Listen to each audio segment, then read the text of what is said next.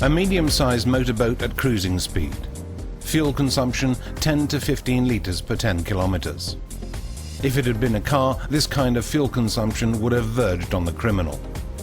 It's easy to think that no development work takes place on boat engines, but the exact opposite is in fact true. Volvo Penta is one of the world's largest producers of inboard engines and is involved in continuous development work. In a laboratory environment, engines are tested around the clock with the emphasis on fuel consumption and environmental impact. Volvo Penta has also developed the IPS propulsion system, which was launched a few years ago. With this system, the propellers face forwards instead of the normal direction, backwards. This gives the boat new and unique characteristics when it comes to maneuverability and fuel efficiency. It shouldn't be compared with an aquamatic system. IPS is designed for larger boats for which we currently have shaft installations. The propellers are able to operate in undisturbed water, thereby improving efficiency, increasing top speed and enhancing fuel economy. The fact that the exhaust emissions do not interfere with the propellers is another advantage. They're discharged here at the back.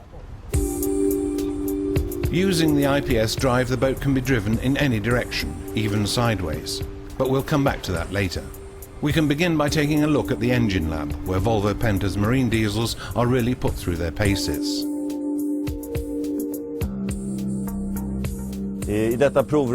Engines are tested in this test chamber. What we see here is one of the most common diesel engines for leisure boats, the D4.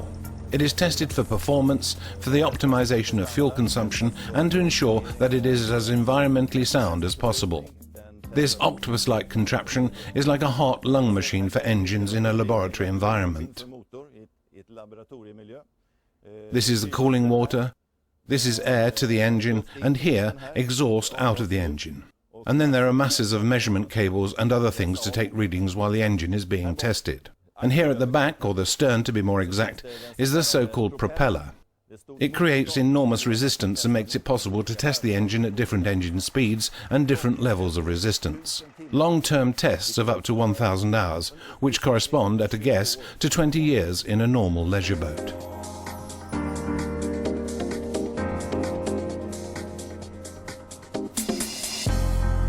There are three innovations that are principally associated with Volvo Penta.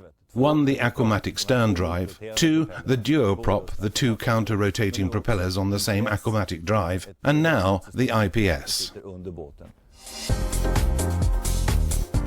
As we've already established, the IPS drives are currently designed for large powerboats with at least 2 engines.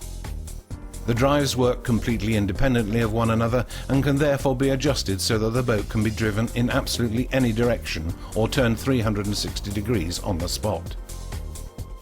Volvo Penta states that the efficiency level of the IPS drives compared with the shaft alternative is about 35% better, with a corresponding decrease in fuel consumption and a reduction in carbon emissions.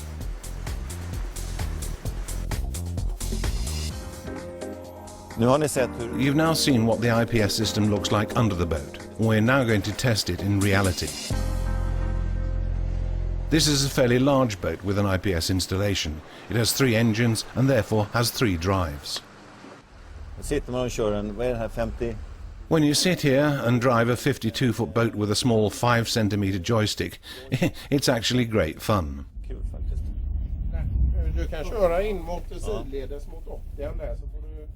As the IPS drives work independently of one another, the boat can in fact be driven sideways. A fantastic advantage when docking, for example. Absolutely outstanding. We can now test some more driving.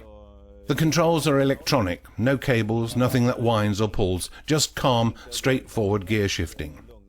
The design means that everything works together, so you can just give it full throttle.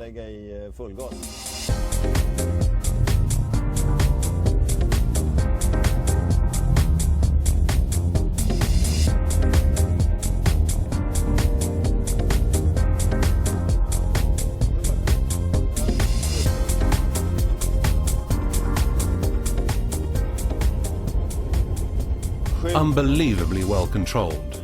We're doing 39.7 knots, so the engines aren't the only good thing. The boat is also great. A fantastic combination. It really moves. If we had a standard shaft installation, I would guess, and remember, this is my subjective opinion, we'd be doing perhaps 32, something like that. The speed is now over 40 knots, so that's an enormous improvement in performance. And it goes without saying that any improvement in performance has environmental effects that are positive. Lower fuel consumption, fewer emissions, everything people want.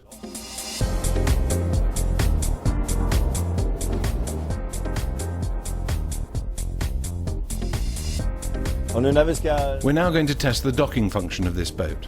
And as this is a fairly expensive boat, I've brought along Class just to be on the safe side, to help me if something goes wrong.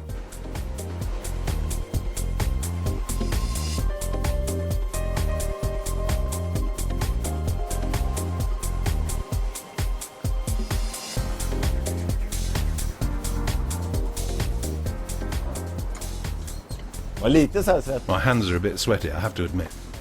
These guys who have been doing this for several years do it with their eyes closed.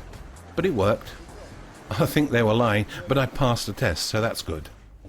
So how do we summarize this? Well, Swedish newspapers use different rating scales, wasps, suns, wine bottles, but if we use propellers in this case, I give it 5 propellers. Really, really good. The system is perfect, maneuvering is easy, a joystick for use in harbours and marinas. Even the poorest boat driver can look really skillful. The same thing applies at top speed, total control and of course a good boat. Everything is absolutely perfect.